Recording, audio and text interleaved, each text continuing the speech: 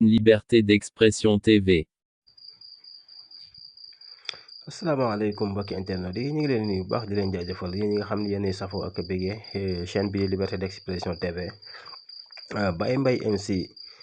def na déclaration boo xam ni mi ngi ko aj ci audio yi nga xam ni moom la yoroon ba waral juge bi woowoon ko ca bureau ba mu jëbbal ko clé bi.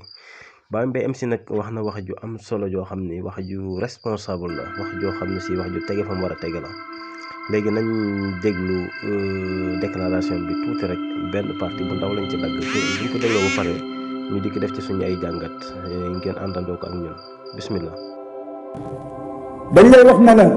soo àndeek mbooloo ngeen di dem di xeex yore seeni arme suñ la fekkee 10 personnes ngeen ñu sànni grenade wala bomb nga xam ne bomb bi mun naa exploser rey ñëpp yow kenn ki ni nga risqué nga jël bomb boobu nga jël ko yow nga dee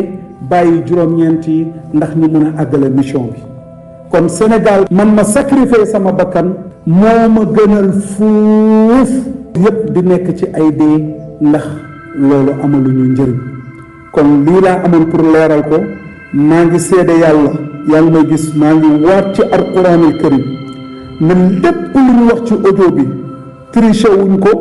téléphone la man maa jël responsabilité te jël naa ko Jasim maa arrêté Adji Sarr pour Sénégal nekkaat ci li nga xam ne mooy stabilité Sénégal nekkaat ci jàmm man maa ko arrêté te suñu demee ci audio yi fi nga xam ne mooy Orange danañ xam ne oote la ñu arrêté ko lii nag ñu génn nii dañ ko génn rek pour jàmm am ci réew mi fii kenn gënul kenn du man du keneen ñun ñëpp ay jaamu yàlla lañ kon maa ngi wax Sénégal encore une fois polémique bi bëri na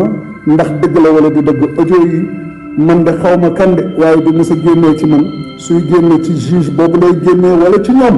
ndax am na loo xam ne ñu ngi ca tudd am na kilifa diine waaye tamit ñu ngi ci tudd ñëpp ay kilifa lañ wax yi ci nekk ay wax yu bon la waaye waxu complot bi tudd Mamour Diallo ak nu mu ko defee yépp a ngi ci biir te nëbbatuwuma ragalewuma te li may wax ba tey maa ngi assumé di wax ne lii ma wax moom moo am ndax complot la tey complot la ëllëg ku ko déglu xam naa ne Sénégal gii suñ ko dégloo dina doy waar loo. Baye MC Niass mi ngi wéy di dëggal complot bi mi ngi wéy di dénoncé yi nga xam ni moo nekk ci audio yi waaye nag man dinaa ko jox loxo li tax ma ko jox loxo mooy dafa nekk nit koo xam ni ku tëddee njaaxaanaay la ci ay waxam te boo ko xoolee kuy wax ak une grande responsabilité boo xam ne si moom assumé na ko te it li tax ma ko jox loxo mooy xam nga ni lu mel nii am na ñu bëri ñoo xam ne bu ñu yoroon lu mel nii duñu xool conséquences ya cay juddoo ginnaaw boo génnee audio bi li ñuy def rek dañuy topp seen xol topp li nga xam ni moom la gars yi def te mu nekk ci audio bi rek ñu daal di tasaare audio yi waaye responsabilité bi mu def bi nga xam ne si xam na ko ba jëfee façon jëfin wu sell bi mooy bi mu amee audio bi ba pare téye audio bi yóbbu audio bi fa mu ko war a yóbbu parce que nag bul fàtte ni audio bi Baye Mbaye MC fa mu ko war a yóbbu la ko yóbbu jébbal ko kam ko war a jébbal léegi kooka su fekkoon audio bi nekkul audio bu authentique Baye Mbaye MC dina am jafe-jafe parce que loolu seede loo xam ne si amoo ca ay firnde la kon ginnaaw bi mu amee lu authentique ba pare mu jébbale ko fa mu ko war a jébbalee bu ko defee nag kooka moo xam na muy def ak ay mbiram ginnaaw bu leeree ci boppam waaye moom ginnaaw bi mu ne d'après li mu wax ni moom audio yi du génn ci man mukk te audio yi dégluwul maanaam joxuma ko kenn te duma ko jox kenn du man maa koy génne mukk li feek ña ma ko jox génne ko kon nga xam ne si moom am na responsabilité bu rëy boo xam ne si mi ngi koy yëg mi ngi yëg ni yanu na ko te bëggu cee def lenn loo xam ne si ëllëg dañ koy xeeb ndax xam nga ne audio yi képp koo xam ne si génne nga ko naam noonu la nit ñi bëgg pour weer képp koo xam ne si tax nga ci dossier bi waaye audio bi de képp ku génne gi jaar ci sa loxo di nga dem ba su fekkee dëgg la di nga dem ba rëccu ko li tax nga koy rëcc mooy li muy jur mooy bëri te lépp lu mu jur xamal ni jaar na ci sa loxo te ni mu def tamit dafa def yëfu mag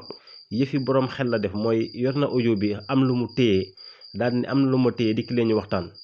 am na lu mu téye kaay leen ñu laamisoo am na lu ma téye kaay leen ñu trouver un terrain d'entente am na lu ma téye na kilifa yi wax léegi kilifa yi waxuñu mu daa di dëkk ci na ma juge bi woo ma jox ko bagage yi ma yor pour mu xam li ma yor lan la juge bi woo na ko jël na bagage yam yëpp jox ko muy bagage yoo xam ne si wér a wér la pour moom te waat na nee na ab appel la boo xam ne si bu wér la suñ ci amee dara lu ñuy laam-laamee nañ dem ci Sonatel ñu génne appel bi ñu xam ne appel bu ñu enregistré la nga xam ni daal Baye Mbaye MC wax dëgg yàlla taxaw na taxawin wu am solo boo xam ne si taxawin wu yaatu la ku yaatu dënn la ku tëddee njaaxaanaay la ku am solo la